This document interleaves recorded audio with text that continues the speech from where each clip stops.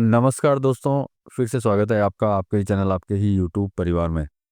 तो बड़ी इलायची पे चर्चा करेंगे साथ में। बड़ी इलायची में आपने देखा है एक महीने का अंत होते-होते मतलब महीने का जब लास्ट होना चालू होता है तब जो है एक ज़बरदस्त एक मूवमेंट चालू होता है इसके अंदर कि भई ब ज़बरदस्त तेज़ी आने वाली है, ये 3000 हो जाएगी, 2500 हो जाएगी, ये 2500 हो जाएगी।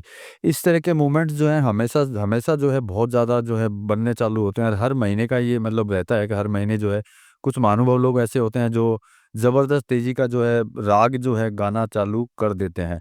तो आज भी जो है कई राग जो है गाए गए हैं, उनके ऊपर जो है थोड़ी-सी चर्चा करेंगे क्योंकि उसमें बहुत बड़ा कारण जो है छिपा हुआ है। शायद उस कारण को अगर आप समझ लेंगे तो हो सकता है जो है आप किसी तरह का जो नुकसान का जो है सामना आपको ना करना पड़े। क्योंकि इस तरह के सिचुएशन जब बनते हैं, तो निश्चित बात है कहीं न किसी ज को जाकर के जो है नुकसान जो है हमेशा लगता है। चलिए इन्हीं चीज़ों के ऊपर चर्चा करेंगे क्योंकि चर्चा ज़रूरी है क्योंकि मंदी-मंदी करने से मंदी नहीं आती और तेज़ी-तेज़ी करने से जो है तेज़ी नहीं आती है। इन्हीं सभी चीज़ों पे चर्चा करेंगे दोस्तों, लेकिन चैनल पर नए हैं तो वीडियो को लाइक और चैनल को सब्सक्राइब ज़रूर कर लीजिएगा। लगता हो शेयर के लायक है तो शेयर भी ज़रूर कर दीजिएगा। तो जो मैंने आपको बोला वो तो शायद आप लोगों ने भी देखा होगा कि ग्रुप मैसेजिंग वगैरह के अंदर जो है महीने का अंत होते-होते जो है बहुत तरह की चीज़ें जो है दिखाई जाती हैं कि भैया ने फसल खराब हो चुकी है, इसमें बहुत ज़्यादा ज़बरदस्त तेज़ी आने वाली है या फिर इसको ज़बरदस्ती जो है नीचे की साइड खींचा जा रहा है, ये जानबूझ करके नीचे है, ये यहाँ होनी नहीं चाहिए, ये और ऊपर होनी चाहिए। कई लोग जो है फसल के लिए जो ज़्यादा बोल रहे हैं कि भैया फसल ज़्यादा आ जाएगी, कई लोग बोल रहे हैं जी फसल आएगी नहीं। इस तरह के जो है हज़ारों मैसेज जो हैं राउट जो है मैसेजिंग के अंदर जो है ज़बरदस्त तरीके से जो है घूमने चालू हो जाते हैं। लेकिन सिर्फ़ ये महीने के दिन ही महीने के लास्ट के दिन ही जो है ये सब चीज़ें चालू होती हैं, इससे पहले जो है बिल्कुल भी चालू नहीं होती। क्योंकि देखिए इससे पहले भी 2024 के लिए भी मैंने आपको बताया था कि 2024 में भी जब ऐसा हुआ था तब किसी ने कुछ नहीं बोला था, कारण था कि तब उन लोगों के पास में माल नहीं था। अब समझने की ज़रूरत है, चाहे वो नेपाल के लोग हों, चाहे वो भारत के लोग हों, जो इस तरीके का काम करते हैं, लेकिन जो आम आदमी जो है, छोटे व्यापारी जो है, उनके बहकावे में आकर के जो है, कुछ ना कुछ जो है गलत निर्णय जो ले लेते हैं, चाहे वो खरीदने का निर्णय हो, चाहे वो बेचने का निर्णय हो, उससे जो है उनको किंतु-परंतु होने के चांसेज़ जो है बढ़ जाते हैं। अब सबसे बड़ी बात समझने की बात ये है कि फिज़िकल की बात करते हैं सबसे पहले, कि अगर आपके पास फिज़िकल है, तो महीने के अंत में आपको कुछ बोलने की ज़रूरत नहीं है। क्योंकि आपके पास जब फिजिकल है तो महीने के अंत से आपको डर नहीं लगेगा। डर इसमें किसको लगेगा जिसको महीने का अंत आते-आते डर लगने लगता है कि अरे महीना एंड आ रहा है, महीना महीना खत्म होने वाला है, महीना खत्म होने वाला है। तो आप विचार कर सकते हैं कि महीना जो है किसका खत्म होता है और जो फिजिकल वाले हैं उनका महीना खत्म नहीं होता क्योंकि माल रखा हुआ है, उनके पास धैर्य होता है, धैर्य है। उनको पता है कि ब भैया आगे जाके तेज़ होगी। जो आज की डेट में जो चिल्लाते हैं, ये बोलते हैं कि भैया आगे जाकर के बहुत ज़बरदस्त तेज़ होने वाली है और फसल के वीडियो जो हैं सर्कुलेट, राउट बोल दीजिए इधर से उधर भेजना, ये सब चालू होते हैं। और ये भी बोलते हैं कि भैया बड़ी इलायची जो है आगे जाकर के जो है तेज़ जो है हो जाएगी।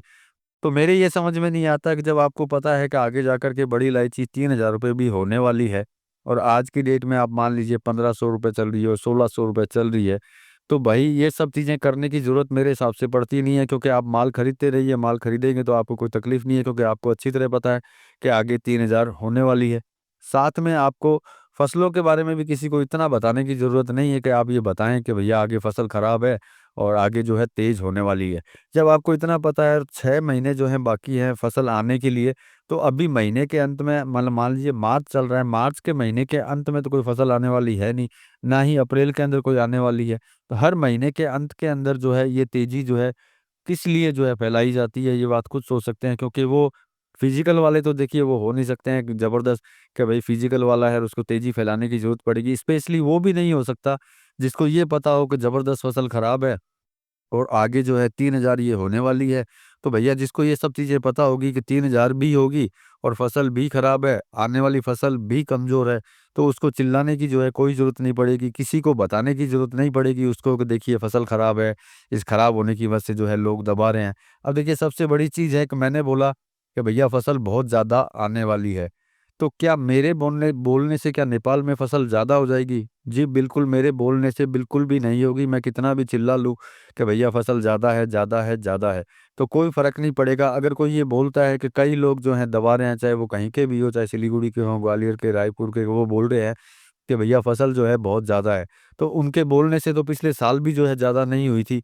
और ना ही कम हुई थी, क्योंकि उन्होंने जब बोला था कि भैया पिछले साल कि भैया ज़बरदस्त फसल आने वाली है, 400 रुपया रेट हो जाएगी, 500 रुपया रेट हो जाएगी, इसको बेच दीजिए, तो भैया नहीं हुई।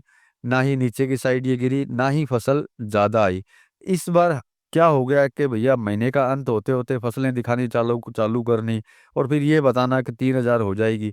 तो भैया जो ये लोग बोलते हैं, जिनको ये पता है, तो वो तो भैया मेरे हिसाब से, अगर मुझे इस सब चीज़ों के बारे में पता है और मैं अगर उसको खरीद के बैठा हुआ हूँ, तो मेरे हिसाब से मुझे तो बिल्कुल साइलेंट रहना चाहिए और इंतज़ार करना चाहिए, जब मुझे पता है कि 3,000 रुपये होने वाली है और फसल जो है खराब है। तो मेरे हिसाब से मुझे तो कुछ बोलने की ज़रूरत पड़ती ही नहीं है, ना ही महीने के अंत में, ना ही महीने के शुरुआत के अंदर। मैं साइलेंट बैठा रहूँगा, समय आएगा जब 3,000 रुपये होगी तब मैं बेचूँगा और चुपचाप बैठ जाऊँगा। तो देखिए, इस तरह के जो माहौल क्रिएट किए जाते हैं, ये एक एमएलएम की तरह, जैसे बड़ी इलायची को ट्रीट कर रहे हैं कि भैया मैंने उसको दिखाया, उसको मिलाया, फिर उसको मिलाया, तो आपके कमीशन बढ़ते चले जाएँगे और आप जो है बहुत ज़्यादा इसके अंदर इनकम जो है करते चले जाएँगे। तो देखिए, एमएलएम तो ये है नहीं, मल्टी लेवल मार्केटिंग ये है नहीं, ये बड़ी इलायची है। और देखिए, सबसे बड़ी बात है कि जिनके पास फिज़िकल माल है, वो तो धैर्य रख सकते हैं, और जिनमें धैर्य नहीं है, इसका मतलब उनके पास फिज़िकल माल नहीं है। सबको पता है कि बड़ी इलायची का मार्केट जो है किस तरीके के, जैसे आज ये भी सुनने में आया था कि ये बोला जा रहा है कि दिल्ली में जो है 1700 रुपए के काम हुए हैं।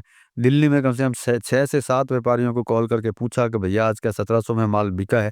तो वहाँ के 1620 और 1640 से ऊपर का जो है कोई रेट मेरे पास में नहीं आया। ये मैक्सिमम रेट था, और उसके अंदर भी जो है बिक्री थोड़ी बहुत 600 1620 के अंदर जो है फिर भी जो है बिक्री है।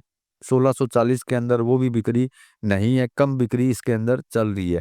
तो देखिए, सबसे बड़ी चीज़ है, चलो मान लेते हैं कि भई वो बोलते हैं 1700 रुपया हो गया, तो 1700 में अगर हो गया और उनके पास माल है, तो वो वही काट देते, भैया आपको बोलने की ज़रूरत क्या है?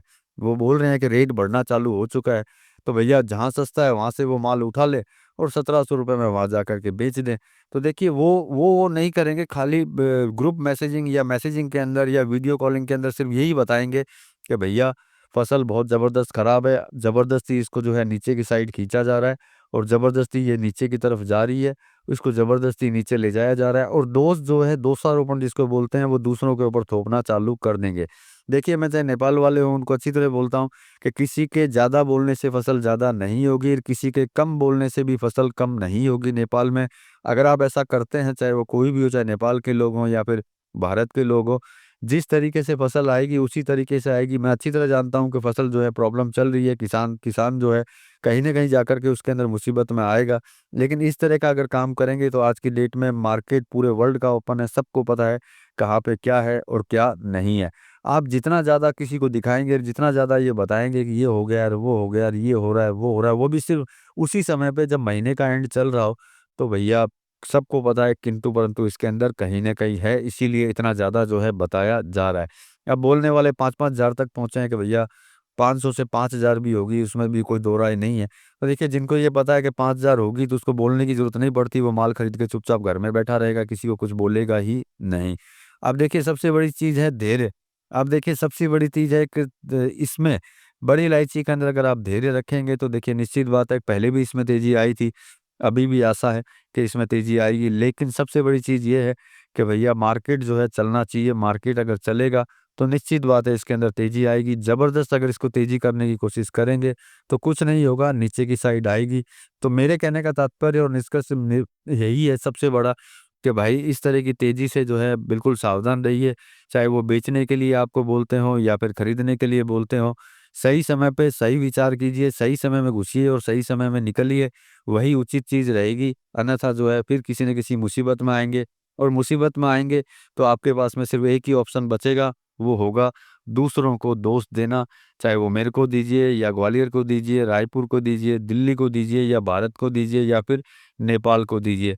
किसी न किसी को दोष देने का जो है आप एक कोना, एक रास्ता एक ढूँढ लेंगे। इससे अच्छा है कि पूरे विचार के साथ में काम कीजिए, किसी के बहकावे में ना आए, किसी के झांसे में ना आए। अपना विचार करके आगे की तरफ बढ़ते रहिए। मैंने पहले भी बोला था कि तेज़ी है, उसमें कोई दो राय नहीं है। धैर्य रखेंगे तो कुछ न कुछ आपको आगे जाकर के ज़रूर मिलेगा, और जिसमें धैर्य नहीं है, उसके पास फ़िज़िकल नहीं है, वो बेच कर के निकल जाएँ, वो ज़्यादा बेहतर है उनके लिए। बाकी आप अपने विचार से काम कर सकते हैं दोस्तों। मिलेंगे अगली वीडियो में अगली जानकारी के साथ में, तब तक के लिए धन्यवाद।